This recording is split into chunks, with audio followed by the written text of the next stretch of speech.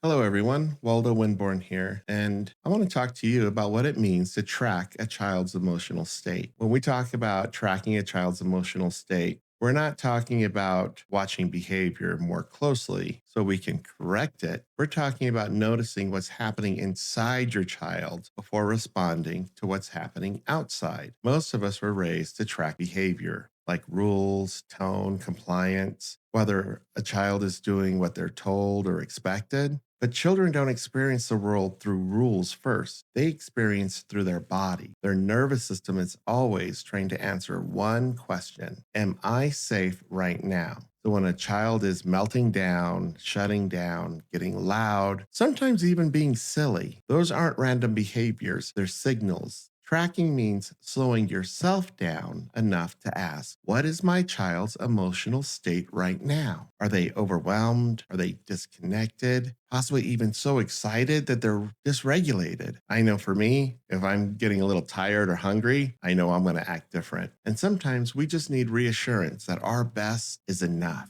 This is different from problem solving. It's different from fixing. It's about seeing. When we skip tracking, we often respond to the wrong thing. We respond to behavior instead of the emotional state underneath it. And that's when parenting starts to feel exhausting because no matter how many tools we use, nothing seems to work. Behavior is the surface. An emotional state is the weather system underneath. Tracking doesn't mean letting everything go. It doesn't mean permissive parenting. It means understanding first so your response actually lands. When children feel tracked, their nervous system begins to settle. And when the nervous system settles, learning, cooperation, and repair become possible. That's when change really starts. One of the biggest shifts parents experience when they start tracking emotional state is behavior stops feeling personal. Children aren't trying to manipulate you. They're not trying to win. They're not trying to ruin your day either. Behavior is communication, especially for children who don't have the word or the regulation to explain what's happening inside them. When we don't track emotional state, we tend to ask, what's wrong with you?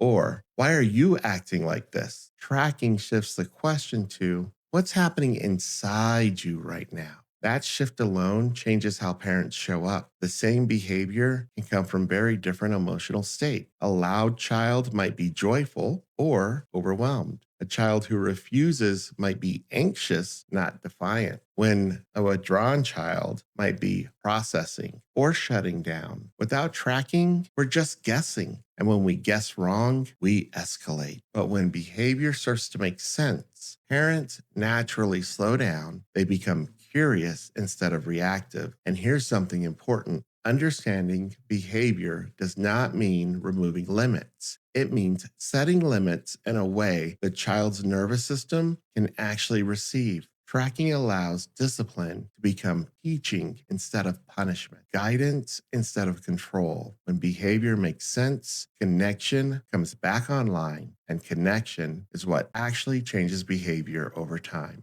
Tracking tells you when to step in and possibly when not to. Parents often ask, should I step in here or should I let this play out? Sometimes parents can have a really hard time being able to figure out, when am I doing too much or when am I not doing enough? Tracking emotional state helps us answer that question because not every moment needs a response. Sometimes children need space. Sometimes they need closeness. Sometimes they need structure, but only after regulation. If a child's body is fast, loud, chaotic, or impulsive, they usually don't need more words. They need the adult to slow the room down. If a child looks collapsed, quiet, withdrawn, or distant, they may need warmth and presence, not pressure. If a child is dysregulated, reasoning won't land, teaching won't stick, consequences won't teach what you're hoping it would. That's why we say regulation comes before reasoning. Tracking helps you time your response. It tells you when to wait, when to move closer, and even when to guide. When parents track emotional state, children don't have to escalate to be understood. The intervention becomes quieter, shorter, more effective. You're no longer reacting to noise, you're responding to need. Here's part that most parents don't expect. You cannot track your child's nervous system if you're not aware of your own.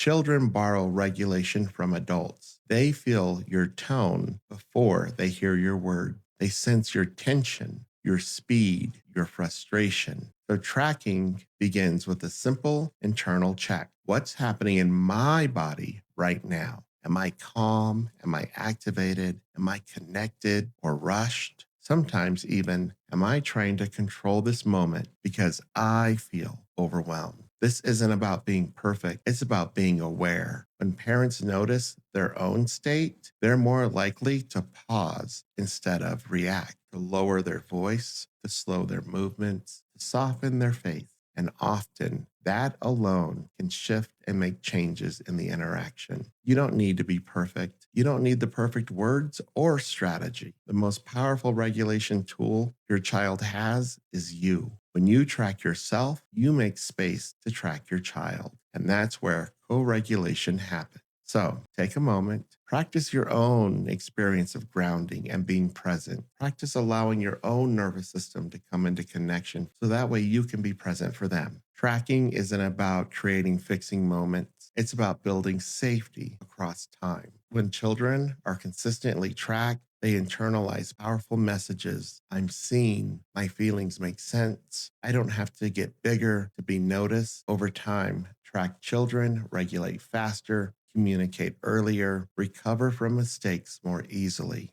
trust limits more deeply, not because parents controlled them better, but because they felt understood. Emotional safety doesn't mean the absence of limits. It means limits delivered with connection and relationship. And that's the long game of parenting. Every time you track instead of react, you're teaching your child something about themselves, something about relationships, and something about safety. Tracking today becomes self regulation tomorrow. Connection first, and skills will follow. So when a child is there and they are appropriately seen and tracked and heard and felt and with you, that felt sense of safety transcends to other parts of their lives and other relationships. So hopefully, we can do it with love.